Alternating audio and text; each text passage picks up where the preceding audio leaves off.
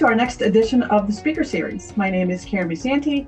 Today, I am excited to introduce you to Kristen Villarrial. Kristen is the Executive Director of the Cambria County Backpack Project. She has a personal passion for helping families in Cambria County.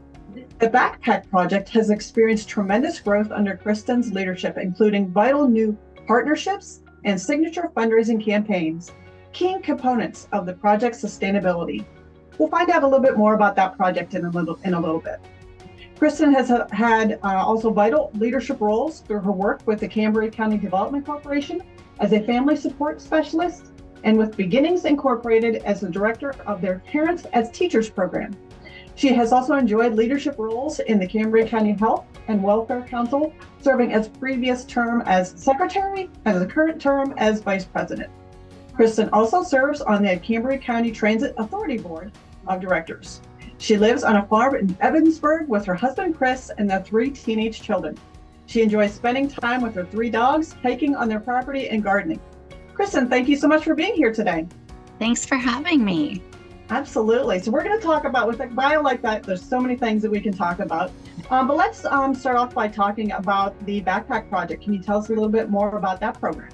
Sure. So the Backpack program the Cambria County Backpack Project has been around for 10 years. It started really small with just a handful of volunteers. And it originally was called the Johnstown Backpack Project. And the goal of the program is to serve weekend food to children. So we pack a bag of 6 nutritionally balanced meals that we send home with kids. And over the years, the program has grown so much. We now serve about 500 kids a week in 10 school districts across Cambria County. And it's just a really great program because we know that there's that gap in services over the weekend when kids don't have access to school breakfast and lunch. Right. Well, congratulations on your success with that. It's the type of program you wish you didn't need. But it's certainly there to serve. So that's a wonderful thing. So let's talk a little bit about what a nonprofit is, because both you and I both work for nonprofits. And I think many people don't know really what a nonprofit is. They think it's nonprofit means you can't make a profit to be considered a nonprofit. So why don't you give us the explanation of what a nonprofit really is? Sure. And you're right. That is one of the biggest myths of nonprofits. So a nonprofit actually can make quite a bit of money. The whole agreement with a nonprofit through the IRS and other legal entities is that you're working to serve your mission.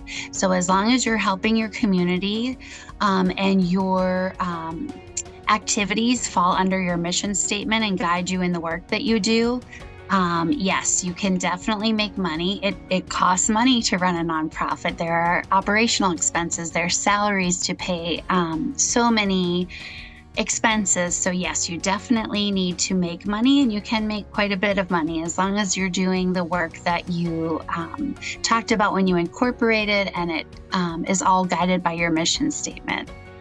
That's wonderful. Can you give us kind of the steps? So let's say I'm considering starting a nonprofit. Can you help me or our viewers kind of go through the steps of what you should be doing first and kind of follow through the process? Sure. So the best news is you're not doing this alone. The first thing you should do is have a board of directors. And even before that, with the Backpack Project, we established an advisory board to kind of guide us through those preliminary steps.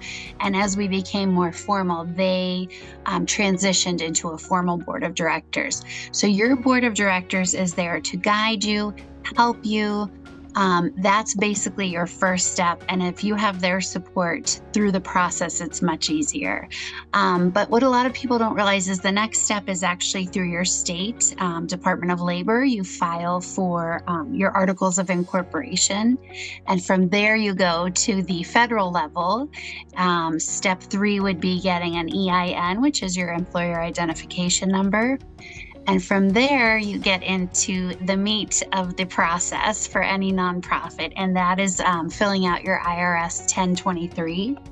That is where your board is really going to help you with your mission statement, your articles of incorporation, your bylaws.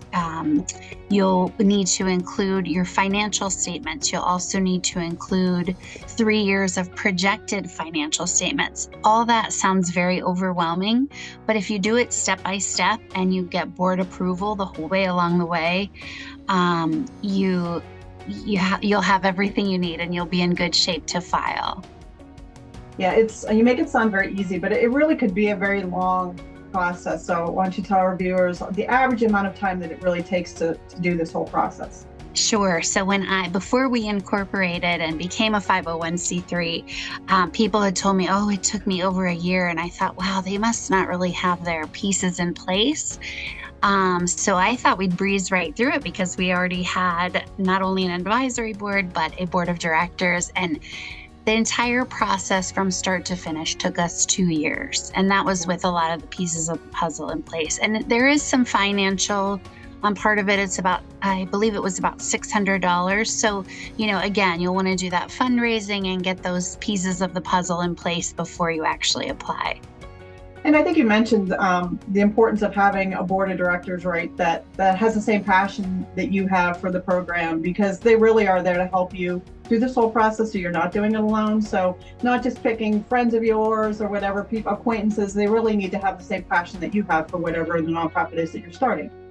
Absolutely. So another great piece of advice that I got early on was to have a template for your board of directors, because you're absolutely right. You don't want just your friends and family on the board that you think, of course they share your passion for the mission, but you need someone who's experienced with the legal aspects. You need someone who's experienced with the finances. You need someone who's experienced in community service, in bank relations, all of those things.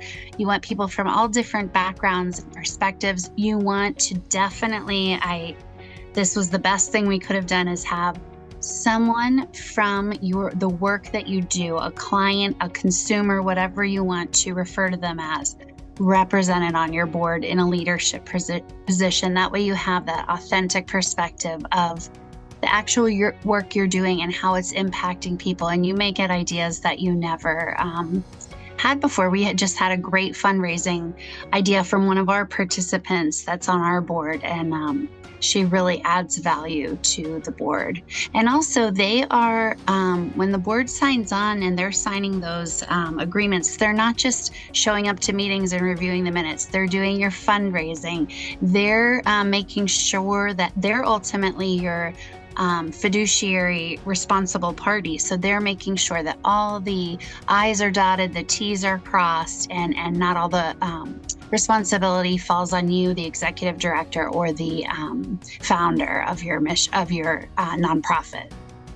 Great advice. Great advice. I know there's many resources out there available to people looking to do this. Can you give some suggestions of places maybe that you went, or some resources that you used? Sure. So for Pennsylvania, I'm in the Pittsburgh region, Western Pennsylvania, but this resource is available all over the state. It's the Bear Center for Nonprofit Management.